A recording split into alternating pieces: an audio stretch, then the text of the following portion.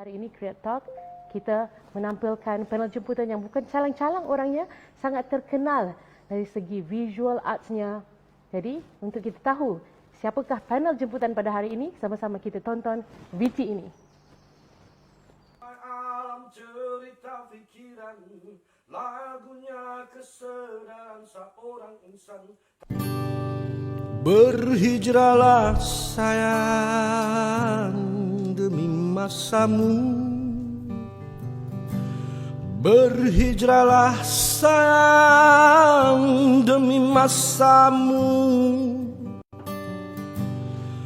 Berhijrahlah sayang demi masamu di bumi.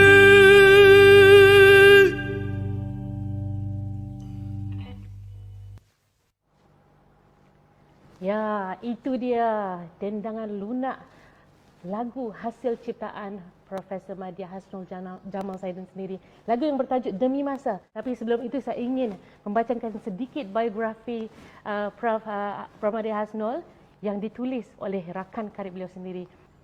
Hasnul J. Saidin, the most misunderstood, frowned upon and almost feared by, charismatic, multi-talented and most respected as an artist thinker. Hasnul is often lost in his quantum field where few would dare to venture into. As such, he can be abrasive and uncouth in his manners when situation demands. Hasnul delivers his thoughts and ideas with a great amount of passion and energy that those not used to him often find it too hard to digest. He will throw your tooth back at you and not blink an eye. His former students and peers hold in high esteem, even if at a distance sometimes. When you engage him in a dialogue on his favorite subject, be prepared to listen as the dam break loose. He is an excellent writer in 2 languages and sings and plays on the guitar like a pro, like you watched just now. And he is the last angry man. This is written by Samsul Bari, his good friend. Another one written by Anderson E., July 5, 2013. Hasnul J. Saidin. To students, they call him a teacher. For the ones in the local visual arts, he is known as a super Otai, a giant, a master, Sifu, legendary Grandmaster Funk, Yoda, etc. Few even are afraid to start a conversation with him due to his body of works and writings. His writings about anything are comprehensive and supported by facts of primary and secondary data. He does know how to start a conversation, control the conversation, and expanding it.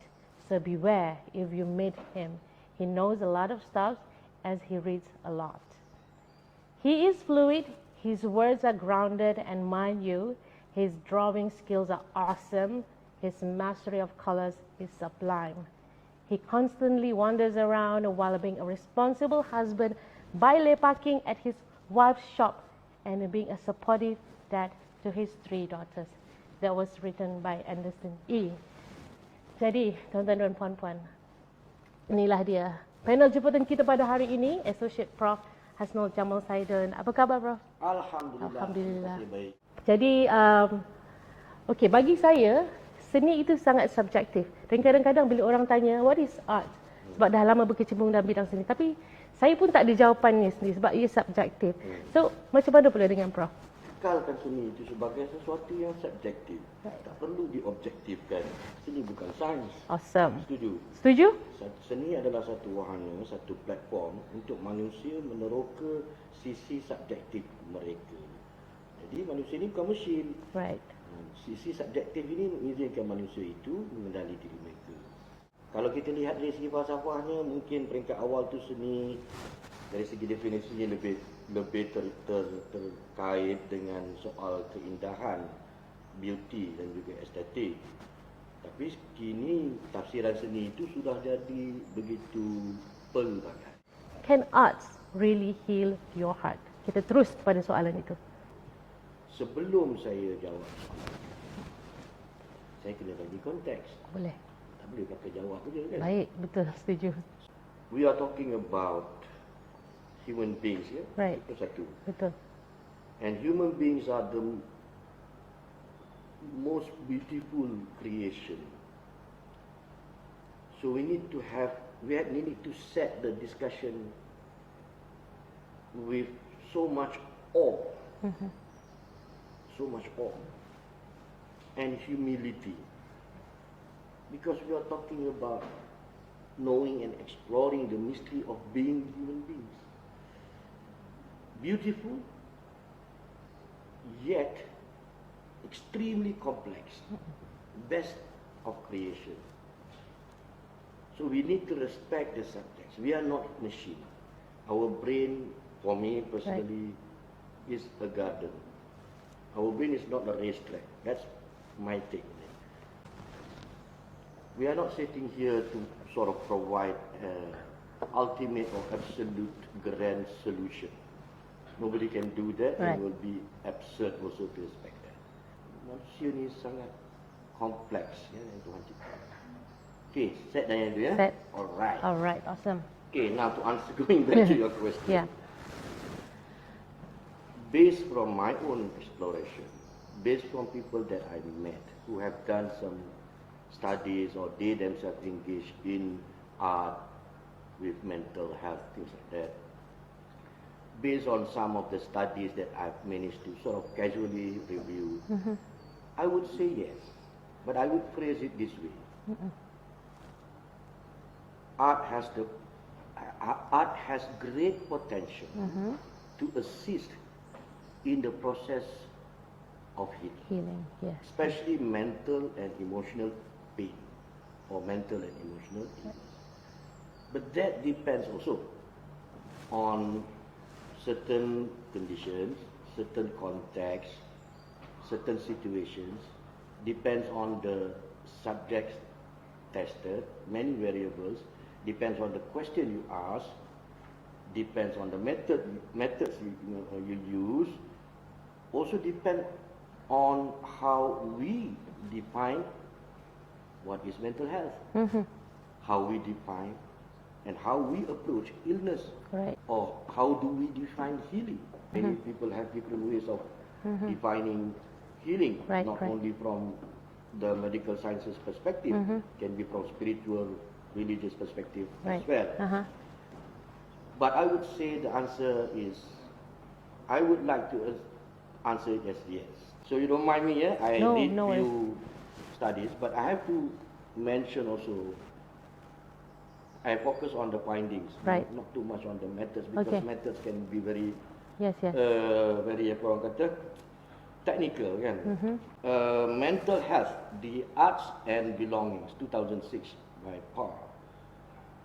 Seni boleh dijadikan medium terapi kepada individu yang mempunyai isu kesihatan mental. Kajian beliau terhadap individu yang mempunyai masalah kesihatan mental yang melibatkan diri dengan aktiviti seni, mereka merasa tenang dan rasa diterima atau rasa dipunyai dan mempunyai. Dalam bahasa Inggerisnya sense of belongings. Juga berpotensi untuk membina ikatan dengan masyarakat.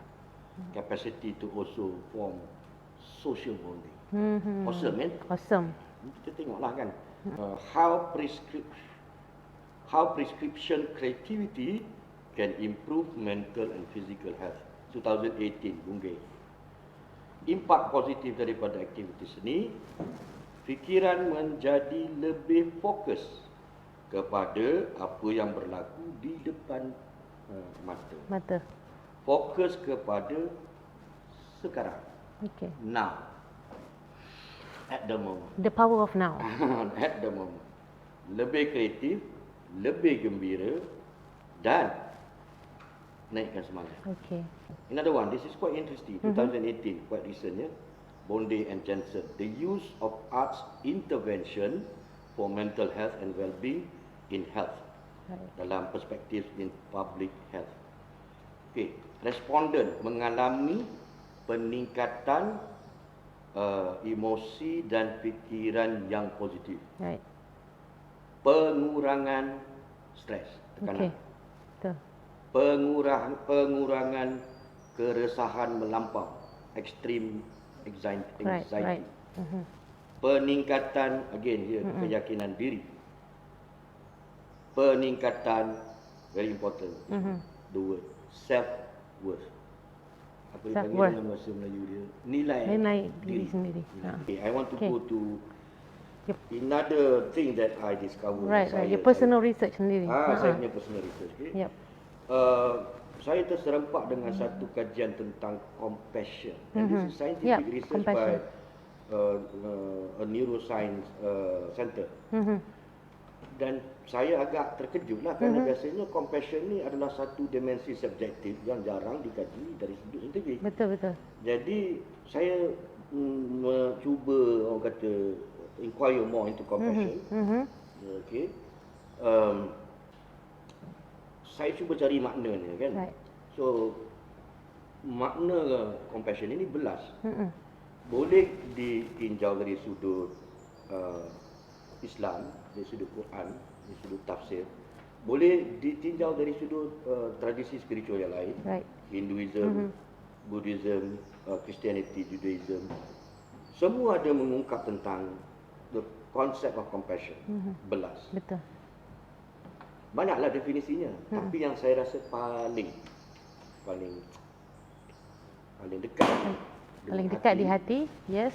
adalah keupayaan untuk memaafkan, Okay. which is very difficult. Jadi keupayaan memaafkan ini saya study lah apa kebaikan dari segi fisiologi lah, dari segi kesihatan mental memaafkan. Right. Rupa-rupanya memaafkan ini sangat menyihatkan dan terkait dengan fisiologi kita. Sangat mengubati lah. Sangat mengubati. Ya, betul. So saya nak simpulkan. Perlu ada perkahwinan, Okay. convergence between the arts and sciences. Right. Sangat perlu. Tapi driven by what? Convergence of art and science driven by compassion. Right. Okay, Okay. setuju? Setuju. Terbaik. Saya akan terus kepada deep conversation dengan Prof. How do you translate the idea of art as a healing medium through your programs at MGTF ni? Banyak program yang dijalankan. Tricky question. First of all, Ya. mungkin tadi saya tak sempat ya. Mungkin kita kena menerokai the why of this. Why there is a need for compassion? Why there is a need for us to converge the art and sciences driven by compassion? Right. Perhaps to heal kan. So saya bacakan di sini. Ini mungkin sedikit outdated tahun 2015 dan saya quote di sini ya. The National Health and Mobility Survey conducted by the Ministry of Health in 2015, maybe ada data yang baru ya, reveals that the prevalence of mental health problems among those 16 years and above in Malaysia is 29.2%. Ini 2015 ya. The figure is an increase from 10.7% in 1996. Maknanya almost lebih daripada double. Right. Yes, very steep increase. Yeah? Another one. 1 in 3 Malaysians have mental health issues. 2015 ya, Yes. sebelum COVID, sebelum natural disasters. Yes. Yeah? With highest prevalence among those aged 16 and 19 years, mostly students, yeah? As well as those from low-income families. This is from 7 years ago. Right. Depression Yeah. is currently then the world's number 2 disability. By 2020, from this, now it's 2022, it is predicted to be the number 1 disability, depression. Right. Depression. So again, this shows the imperative of us sort of not sweeping it under the carpet, but dealing with it. Right. So I see the potential in this museum, Museum. because the museum is not limited by disciplinary confinement, or Yeah. disciplinary requirement, disciplinary limitation. It can sort of approach a particular issue, combines both the arts and sciences, and present to the public or engage the public with a particular problems, in this case mental health, in a more orang kata integrated way. It's not that, again, I have to say, we are not saying that we are giving a grand solution, but we want people to engage together with us. In order to do that, we need to have both the arts and sciences. Okay. It cannot be in silo. Yeah. We cannot, have the arts and sciences cannot be antagonistic, because that will sort of not help us. So we need to have this proactive attitudes about the arts and sciences. So beingness ni, it's very complex. So we experience being human not only physically, not only objectively, because we are not machine. Of course, there are mechanical part of our body that we can study, the tangible part, the empirical part. Yeah. But we have a vast, almost infinite oceans of subjectivities that we need to explore. Right. And we need to also, perhaps there are already many studies in terms of how we can converse the arts and sciences in other parts of the world. Yeah. But now we have to talk about within Malaysian context, as we so-called we want to say we are progressing. I have that general theme, okay, art and science, convergence, sort of, driven by compassion. Right. That's why saya remind diri saya dengan letak ada macam logo belas dekat MGTF tu. Yeah. To remind. So belas is the branding.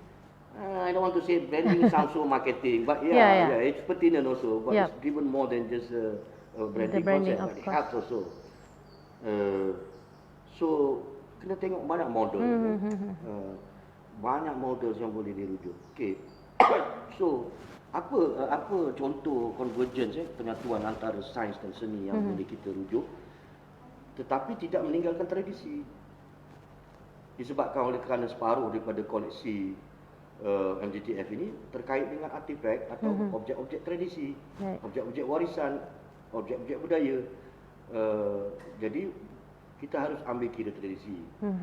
So bila kita rujuk balik, saya dapati satu sumber yang boleh saya rujuk. One of the sources that I can refer to would be our own cosmology, the way we look at the whole universe, the way we look at ourselves, the way we look at nature, the way we look at our relationship within ourselves, among ourselves, manusia sama manusia, manusia dengan alam, dan manusia dengan alam sekitaran, dan manusia dengan alam semesta.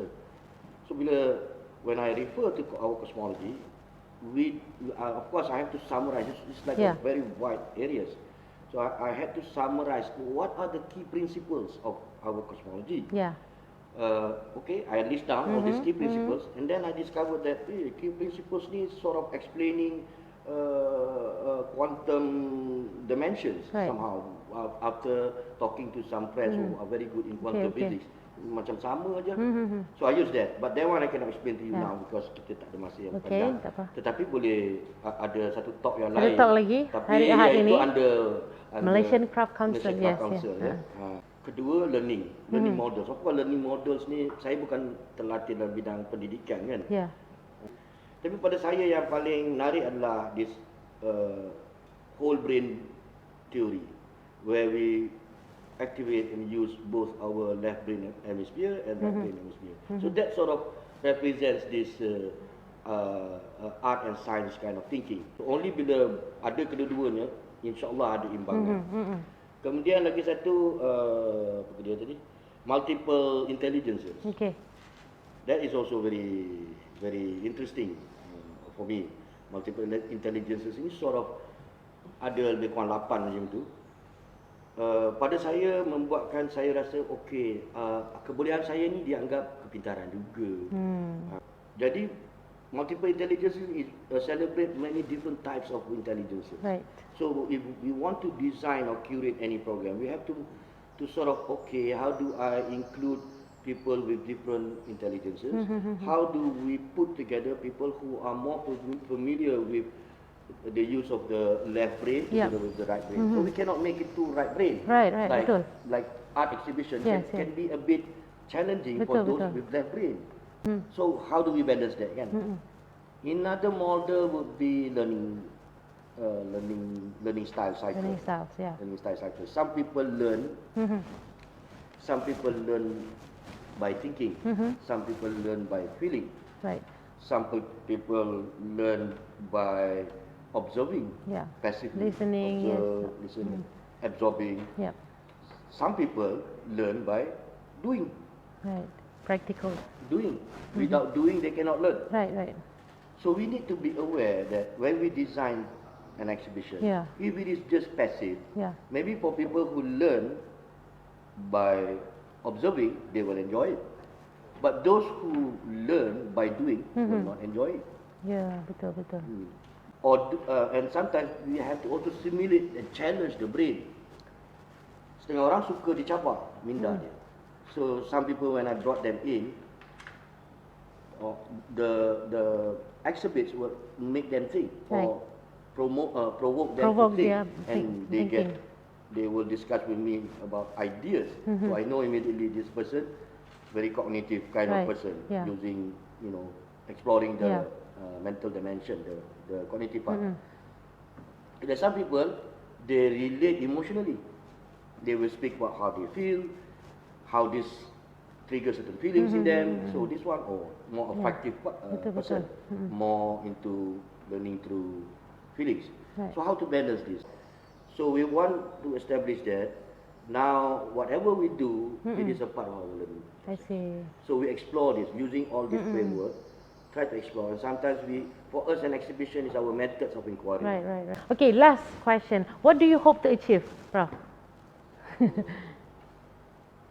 Biasanya last Kita question ni summarize, kita summarisekan. kita Hope, summarize. your hope. Saya rasa satu perkataan yang boleh summarize everything. Ya. Sejahtera. Sejahtera. Kalau kita boleh, ini pada saya, minta maaf Ya. lah kalau saya menyentuh hati orang lain Betul. kan. Ini pada saya yang sudah lebih kurang 20 lebih berada di USM. Sebab saya sayang dan cintakan USM ni. Lanskap USM, nilai-nilai, ciri-ciri sejarah ni, pencapaian dan sebagainya. Semua itu ke arah kesejahteraan. Menggabungkan seni dengan sains untuk Kesejahteraan. Minda.